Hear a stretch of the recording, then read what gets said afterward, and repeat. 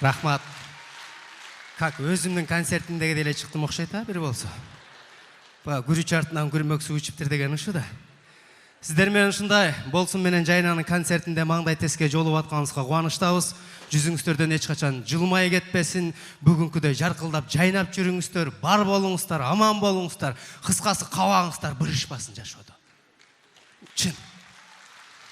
Бұл концерт деген ұшындай нәрсе, бұл жерге деген адам бірішқаны, тырышқаны емес, мұндай жайылғаны келеді. Жырғаны келеді. О концертте жана қату күліп отшат қой, кеулері ха дегенде қарап ағыла чочытып аларды.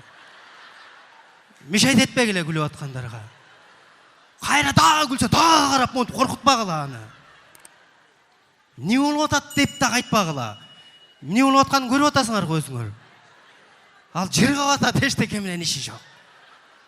Ана мынау концертке келіп суретке оқшау отыр өресіңер ғой. Стресс. Же қол чаппайды, же күлбейді, же сүйлебейді, же телефон шықпайды. Концерт бүткеннен үш киши қандай кетіп отты болды екен деп қарасаң. Шоның бүгін концерт, бүгінде жырғап отырыңыздар, күліп отырыңыздар. Көрішкеніңізге қуаныштабыз. Бар болыңыздар.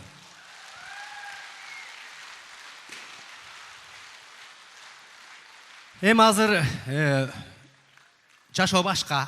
Азыр жумурткадан кырыз деген заманда жашап атабыз. Мындайча айтканда, любой нерседен причина тапканга аракет жасайбыз, мындай.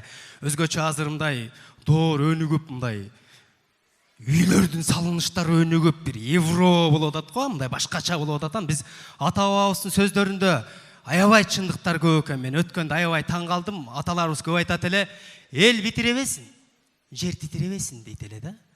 Өткөндө биз битиредилек, жер титиредиле, эмне болду га? Топтап қойған дүниеме элитка деп атылық ұрған бойынша қачып шықты ғой, элитканы таштай қойып. Элиткасы емес, курткасын киген көспейт етпей қалды ғой. Курткасы дейсің да, вообще-то киінген көспейт етпей шығып кеткендер болды ғой көшеге. Ошон жергепеде үйіне не барды отқандар, ошо жергепеде үйге барып қашты ғой, бүгін жатпырбайлы, дағы қимылдайды да отат қоя деп шында. Өмірі қатташпай жатқан туғандардың үйіне барып қалдық қой. Микрорайондар пустой қалды ғой. Элиткалардың бардында киши жоқ. Қайра ошы жерде жыттын шат албай. Уры кирип аттыр дейт, қайра кеттік деп, қайра пробка болып мындай. Башқача жашадық, Үй салып атканда мурдакылар башкача салчыкен. Азыр башкача мындай уривиндерди коюп, лазер менен атып, андан кыл өткөрүп, мыйттан кыл өтүп кетти, уже тура эмес жасап коюпсаңар деп акчасын бергиси келбей. Мурдакылар башкача эле үй салып тур, могу жерде апалар, аталар олтуратындай. Топуракты алып келип төгүп эле кадимкиде камыр жургандай ат менен тебелетип, аты жогу жөө тебелеп эле, анан колектерди алып эле уруп эле кетип атканда бир жагы кыйшайып кетсе, бияң томпоюп кыйшайып кетти го, эчтеке албайт. Аны балта менен бир жаап түзөп туруп, кара шубак менен түзөп коесуң. Кийин кара шубакта да түзөлбөй калса, кара шубагында деле түзөлбөй калды го десе, аны кум шубак түзөйт. Кум шубакта да түзөлбөй калса, акталганда билинбей калат. Акталганда да ири-бири болуп кала турган болсо, ири-бири болуп атат кыз, башты ортпай туштурдук тартып койчу. Бар. Деп туштурдук тартып коюшат эле, билесиздерби? Ошо туштурдук азыркы обой экен көрсө. Туштурдуктар тартат эле, өтө ири-бири болуп кеткен жерден туштурдукта билинип калат, аеке калыңыраак мындай килем тартып коет элек. Кара балтан килемдер мык менен кагып, анан түз эле болуш керек, төлөнсөң дальше кетип калып, мондай ушундай үйдө жашайт элек да. Анан өзүбүз калың килемдерди дуалга кагып алып, жука паластын үстүндө. По идее көрсө жерге салынат экен го ал, Биз аны дуалга илип алып карап жүрүп атырбыз го. Кийин кеч түшүнүп калдык да анын жерге салынарынчы. Ошондой эле ири-бири үйдүн ичинде жылмайган жүздөр, каткырган үндөр, бактылуу семья жашайт эле, байкайсыздарбы? Азырчы евро ремонт үйдүн ичинде стресстеги семьялар жашайт. Чын, бүт нерсеси бар, бирок стресс. Не болуп атканыңызды билбейсиз да. Мурда үйдө аталар каалагандай салып киргизип коет эле, жашай берет эле, ал мындай экен, тигиндей экен дебейт эле. Мурда эркектер үй салат эле, азыр наоборот аялдар үй салып калды. Чын, кухня мындай болот. Зал мындай болот. Эме детский мындай болот, потолок мындай болот, люстрасы мындай болот, өңү мындай болот, эркек далдырап турат. буйруса ушундай үйдө жашайт экенмин да дегенде эле турасың. Калган чертөштү бүт аялдар чийип калды ушундай болуп. Ошолор салып койгон жерге кирип кетип эле бир аракет болуп атасыз. Таң калыштыбыз ушундай экен да. Ал эми ошондой үйдүн ичинде салып алып ошондо бие тиңдей эркек билбей калды стройканы чын. Мына жер ачык болуп калыптыр. Беке эмне кагылат эле Айгүл десең, Айеке плюндус кагылат да ошону билбейсиңби дейт го. Баасын аялы билип атат да баардык нерсени. Көрсө жашоо алмашып кетип атабы, эмне мемлекет болуп баратат. Ушу залда эркектер барбы? Бир эркектер жөнүндө да бир сөз айтып калчы мында. Ушул элеби? Калгандар каяктасыңар? Сүрөткө түшүп отуруштарын кара эчтеке билбей отурушат. Ушу эркектер барбы десе жанындагы аялдарын карап коюп атышат мында. Кыйкырганга духу жетпей калгандар. Өзүңөр жөнүндө өзүңөр билбей эле эмне болуп баратасыңар акыркы күндөрү. Ошол убактагы эркектер мыкты экен. Мурдагы аталар мындай үйгө коркпой досторун ээрчитип барат эле да. Любой время барып туруп эле. Туре, курдак кур, давай, чай кой. Бол, тез деп туруп эле. Бүттүгүн жазатып, жеп, ичип, давай, анан келем деп коюп кетип калат эле. Азыр биздин достор жолугуп кала турган болсо, жизнь үйгө бара албайсың. Через WhatsApp барасың үйгө. Биринчи жазып бересиң, тигин настроениясы жакшы болсо барасың. Настроениясы жок болсо көчөдөн эле узатасың, ошо 2 самса менен жөнөтөрсүң ба, эндас. Мындай болуп атат депчи. Алмашып баратат да. Ошол кездеги адамдардын баардыгы мындай. Адамды баягы жокчулук бузуп берет деген мен ишенбейм. Наоборот, барчылык бузуп берет экен да. Жокчулукта адам аябай ынтымактуу болот экен.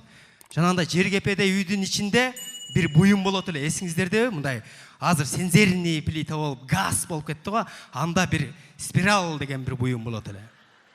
Жашнакай спираль туура эмес ойлобогула мындай. Эки кирпич тап келет дагы мык менен ийри кылып оюп, ага салып коет эле дагы. Азыркыдай вилка точка деген түшүнүк жок болчу. Тамдын буручунан мындайынан келет да бир зым, өрттөнгөн зым ал дагы. Жылаңач мындай ийрип турат. Ошо точка болчу. Берки спираль кырганга мындай эки зым турат эле, ал вилка болот эле. Мурдакы апалар менен жеңелер сварщик окшош болчу.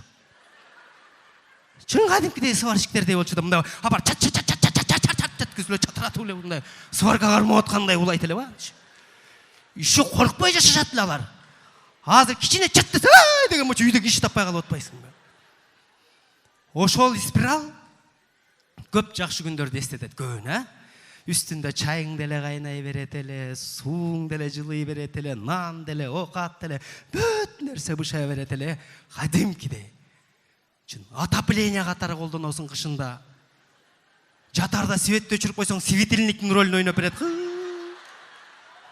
Романтика тартуулаган светильник. Айланасына, абаны ургатып берет, суу коюп койгула дейт эле, суусу эртең менен бет жууганга жылып калат эле. Аристондун да ролун ойнойт эле алчы. Анан айланасына кир жайып кургатат элең. Жакыныраак жайылып калса күйүп калып, ошондо кийдик да саргайып күйүп калган гамаштарды ошондо. Тизес айланып кетмей, күйүп калган гамаштар болот эле. Кокус үстүнө түшкөс ала калсаң, мындайынан так түшүп калса мындай. Adidas дегенде эле кийип чыгат элең да анычы. Adidas кийип жүргөндөй киет элең да. Анан ботинкаларды, өтүктөрдү алып келип жанына жайып кургатканда, мырита кургатат эле мындай. 42 болса 40 кылып коет эле ботинканычы. Өзүң ботинкаң өзүңө батпай ошо жерде тепкиленип тура берет элең да мындай. Эшикке алып чыгып суу куюп ичине жибитип алайын деп кайра. Башкача эле да ал сон. Анан аябай ток тартат эле, билесиздерби? Тамак жазып атып, көп токко тартылышты. Жеңелер, апалар, эме тиги тузга деген можаны катып калат. Адам токко тартылып коркуп атканда эмнени сүйлөп атканын өзү билбей калат экен, контролдон чыгып кетет экен. Эмне деген гана сөздөрдү сүйлөп коюп, кийин кайнатасынан уялып кире алып жүрүп беришет эле да. Акелерибиз, байкелерибиз канча токко тартылды эке, сигарет күйгүзөм деп. Анда азыркыдай сигарет жок, мындай махорканы эле кезиткен мындайдан болушунча шилекейлейт эле дагы. Ошо суу боюнча барып жабышат да. Төсүнө түтүн чыгып кетейин дейт байкуштун. үзүлүп калат эле мындай. Үзүлүп калганда аны улаганда дагы опытныйлар пайда болгон. Ортосуна зым коюп уласаң жакшы болот экен ошол деп. Ортосуна зым коюп улашат эле. Суурубай улап алып вообще токко тартылып калгандар болот эле. Ошол убактагы адамдар эмнеге көп стресс болбойт десе, токко көп тартылган адамда стресс болбойт экен, туугандар.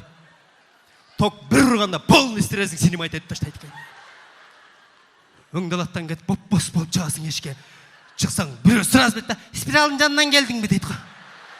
Деген ойдочу. Ошол жерде сүйлөй албайсың. Спирал тандаш боюнча апалар докторлук жакта беришти. Бул спираль жакшы экен, мындай жакшы экен, магнитке жабышканы болбойт экен да, жабышпаганы жакшы экен деп бирден магнит салып жүрүп калышпады кадимкидейчи. Апарып жабыштырып көр, жабыштап болбойт, бул эрийт. Жабышпаса, ушул оригинал ал деп алып келип салгандан кийин кызарбай калса, апе, бул кызарбай атат го десе, дагы бир специалист пайда болот эле. Ай, силер муну чойбой салып койгон турбайсыңарбы? Муну чойуп салыш керек да кичине деп аны чойуп салышат эле да. Ай, чойгондо жакшы кызарат экен, давайте бир спиралдан 2 спираль чыгарабыз деп атып, ошондо үйлөрүн өрттөп алайын деди да. Ошол спираль ар кимди ток тарта берип, акырында спираль деген аты өчүп, ага козёл деген ат коюп койду. Ошол козёл болгон боюнча көрө элекпиз. Жашоодо козёл болуп калгандан Кудай сактасын. Чоң рахмат.